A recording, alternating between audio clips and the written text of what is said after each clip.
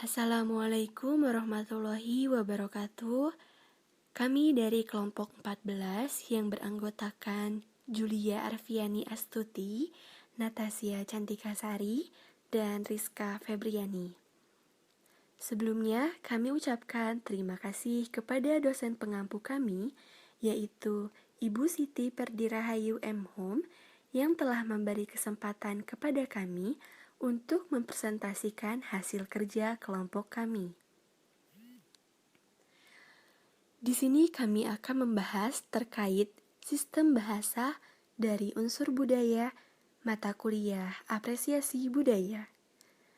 Langsung saja kita bahas ke materi.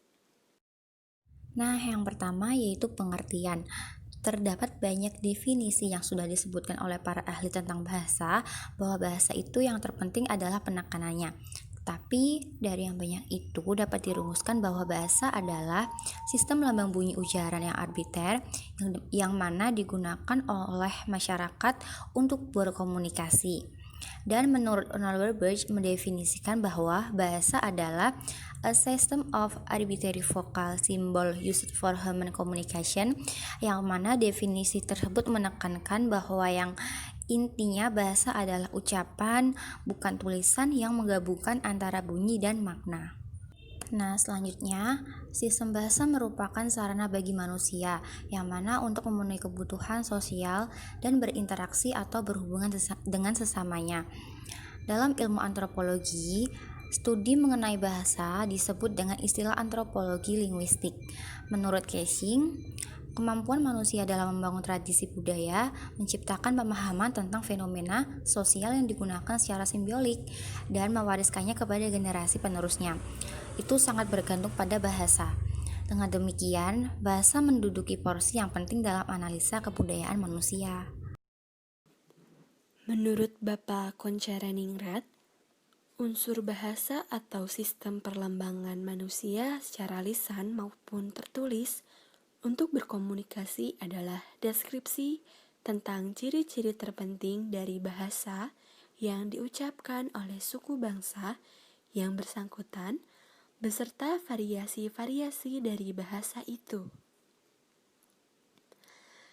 Adapun ciri-ciri menonjol dari bahasa suku bangsa tersebut dapat diuraikan dengan cara membandingkannya dalam klasifikasi bahasa-bahasa sedunia pada rumpun, subrumpun, keluarga, dan subkeluarga.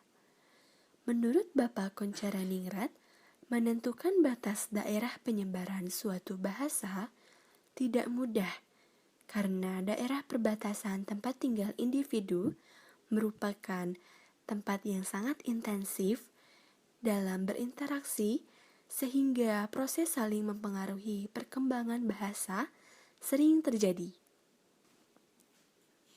Di dalam sistem bahasa terdapat wujud kebudayaan yang dibagi menjadi 3 bagian, yaitu ide atau gagasan yang merupakan hasil pemikiran seseorang atau mengarang kata demi kata lewat ide atau pikiran yang tidak bisa diraba.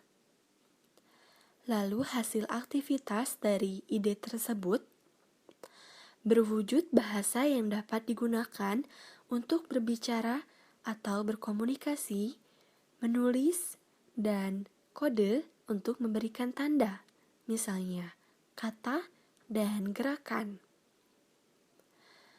Dan yang terakhir, adapun artefak atau karya yang dihasilkan dari bahasa tersebut bisa berupa puisi, menciptakan lagu, dan sebagainya. Yang selanjutnya ada contoh bahasa kekinian. Yang pertama ada ambyar. Menurut KBBI, ambyar adalah bercerai-berai, terpisah-pisah, tidak terkonsentrasi lagi. Ambyar bisa diartikan sebagai hancur berkeping-keping. Kata ini biasa digunakan sebagai penyempurna suatu kalimat yang ingin mengekspresikan sebuah kekecewaan yang mendalam. Kata ambyar memiliki kedekatan makna dengan kata galau yang sempat hits pada masanya. Yang kedua ada mantul. Mantul berasal dari singkatan mantap betul. Kata ini sering digunakan sebagai apresiasi seperti ungkapan pujian. Yang ketiga ada mager. Mager merupakan singkatan dari kata malas bergerak yang lebih sering dipakai untuk mengungkapkan rasa malas. Yang keempat ada bad mood.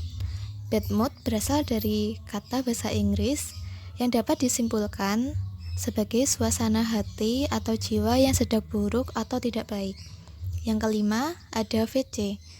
VC atau video call berasal dari bahasa Inggris yang kebanyakan bahasa ini digunakan para pengguna aplikasi WhatsApp.